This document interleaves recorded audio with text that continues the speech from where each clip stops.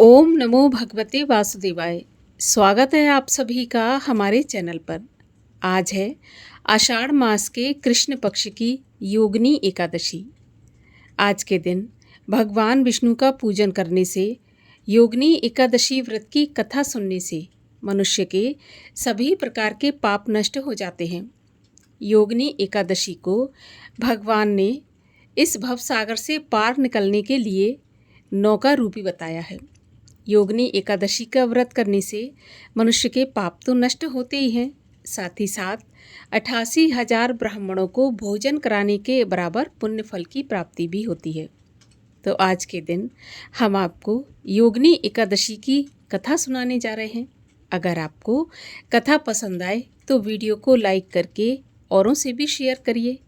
Channel को अगर subscribe नहीं किया है तो सभी प्रकार की व्रत कथाएं सुनने के लिए हमारे चैनल को सब्सक्राइब करके बेल आइकन पर क्लिक अवश्य कर लीजिए।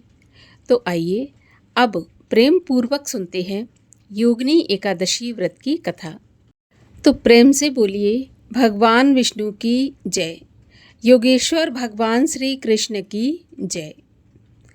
एक बार की बात है, युधिष्ठिर ने भगवान श्री कृष्ण से पूछा, वासुदेव, आषाढ़ मास के कृष्ण पक्ष में जो एकादशी होती है उसका नाम क्या है?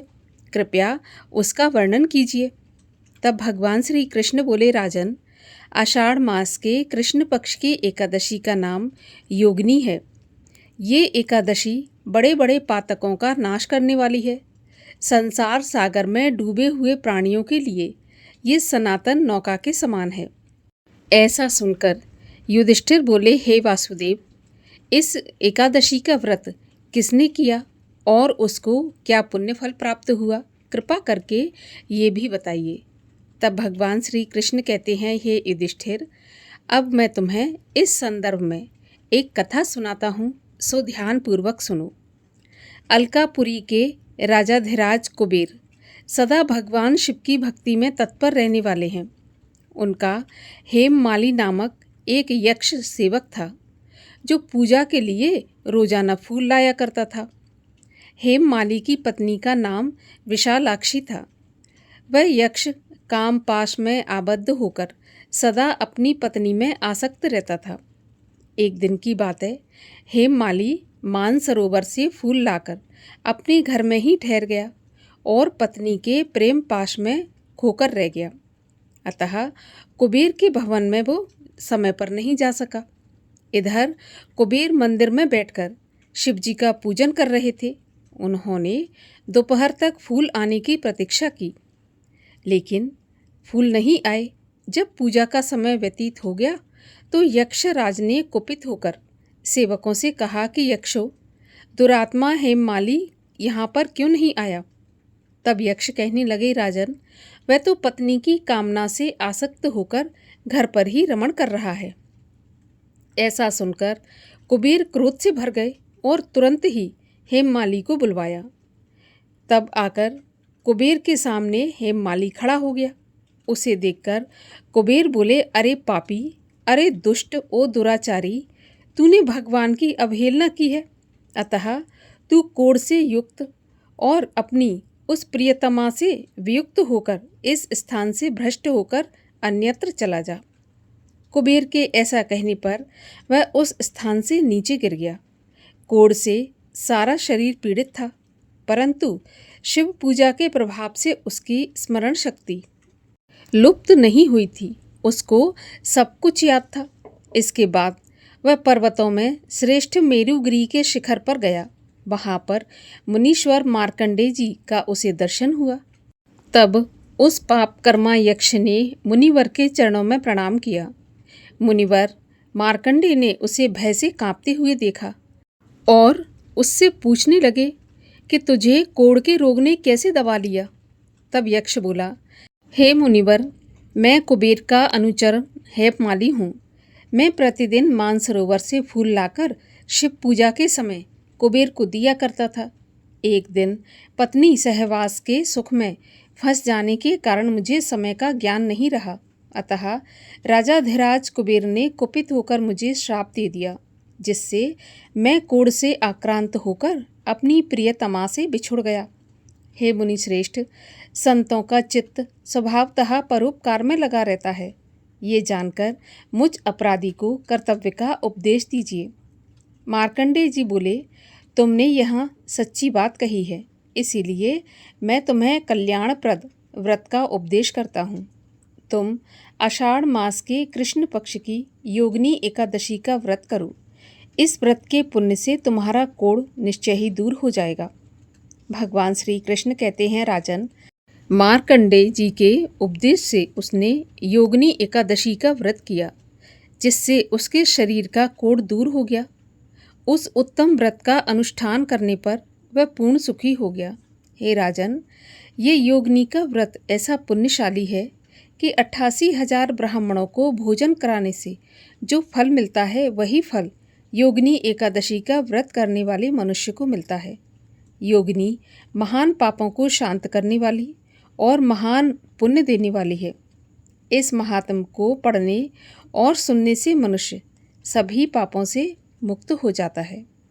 बोलिए एकादशी माता की जय। और आइए अब सब मिलकर करें भगवान विष्णु की आरती।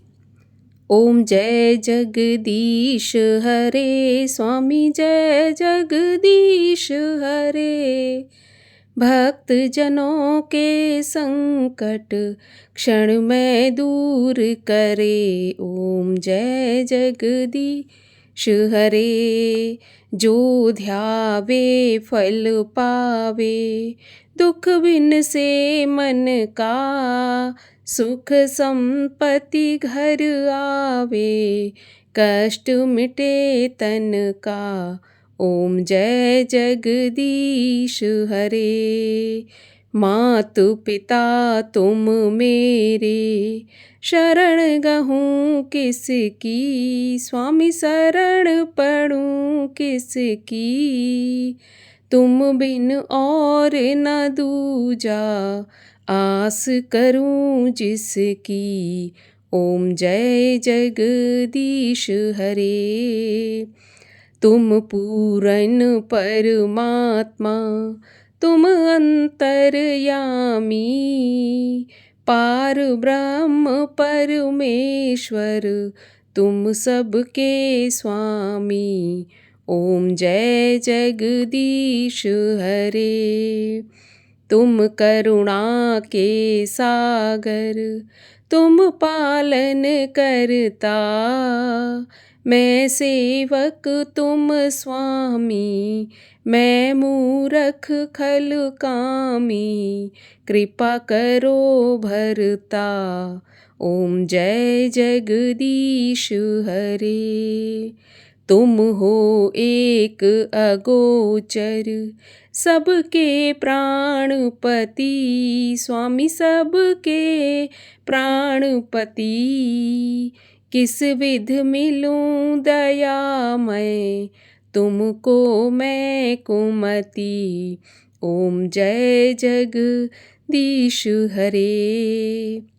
दीन बंधु दुख हरता, तुम ठाकुर मेरे, स्वामी तुम रक्षक मेरे। अपने हाथ उठाओ, अपने गले लगाओ, द्वार पड़ा तेरे। ओम जय जगदीश हरे।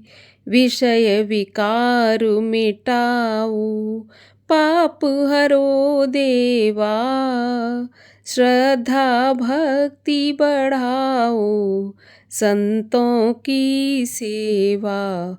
ओम जय जगदीश हरे। तन मन धन सुख संपत्ति, सब कुछ है तेरा, स्वामी सब कुछ है तेरा। तेरा तुझको अर्पण, तेरा तुझको समर्पण, क्या लागे मेरा।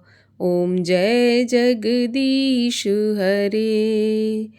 दीन बंधु की आरती जो कोई जन गावे, कहत शिवानंद स्वामी, सुख संपत्ति पावे।